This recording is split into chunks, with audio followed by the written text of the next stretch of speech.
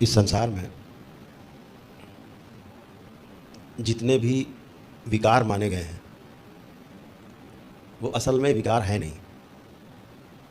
इसको बहुत ठीक ठीक समझ लेना है। विकार सिर्फ इतना है कि हम मात्रा से अधिक उसका दोहन कर रहे हैं या दुरुपयोग कर रहे हैं। आपके पास धन बहुत हो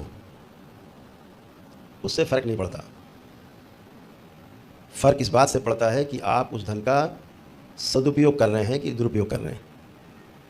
उसके कम ज़्यादा से फ़र्क नहीं पड़ता। हमारे महापुरुषों को अपनी साधना काल में अपने जो जो अनुभव हुए उन्होंने ग्रंथ में लिखे हैं। कहीं कहीं उनके प्राथमिक काल के भी अनुभव हैं। तो इसलिए किताब पढ़ के भ्रम होता है। इसलिए ठीक से समझना है कि किताब में लिखी हुई हर चीज़ पूर्ण नहीं है। किसी ने अपने साधना के प्रथम खंड में ही, शुरुआत में ही चीज़ों को लिख डाला। वह जो लेखन था वो विकार युक्त था, पूरा समझा हुआ नहीं था।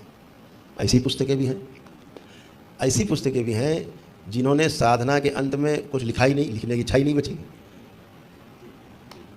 तो रह गया। आगे परंपरा में चला गया तो किसी ने बोल दिया, किसी ने सुन लिया, उसने लिख दिया, उसके साथ कुछ उसने अपना भी मिला दिया। तो संकट ये है कि जिन्होंने पूर्णता के अर्थ में लिखने की कोशिश की वो लिख ही नहीं पाए। पूर्णता के अर्थ में तो जो अंदर है भाव के रूप में व्यक्त हो सकता है। लिखने वाला मामला थोड़ा टेढ़ा है। मैं पिछले 3 वर्षों से कोशिश कर रहा हूँ कि एक पुस्तक लिख लूँ। 15-20 पन्ने लिख पाए होंगे, नहीं लिख पाते। आपसे भाव के रूप में व्यक्त कर सकते हैं, प्रश्नोत्तर के रूप में व्यक्त कर सकते हैं।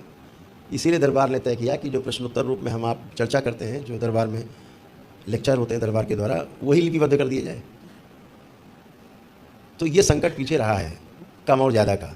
तो प्राथमिक स्तर पे यही समझ में आता है साधक को कि अहंकार एक हमारे लिए विकार है और इसको बढ़ने ना दिया जाए। धन विकार है, इसलिए ज़्यादा धन संचय ना किया जाए। बात कम ज़्यादा की बिल्कुल नहीं है। बात है आपके दुरुपयोग और सदुपयोग की, कि आप उसका सदुपयोग करना जानते हैं कि नहीं। यदि आप उसका सदुपयोग करना नहीं जानते हैं तो फिर एक ही काम कर पाएंगे कि आप उसका दुरुपयोग ही करेंगे। इसलिए सदुपयोग की विधि को जानना है। अहंकार कम होगा ज़्यादा होगा उससे आपको कोई फ़र्क नहीं पड़ता है।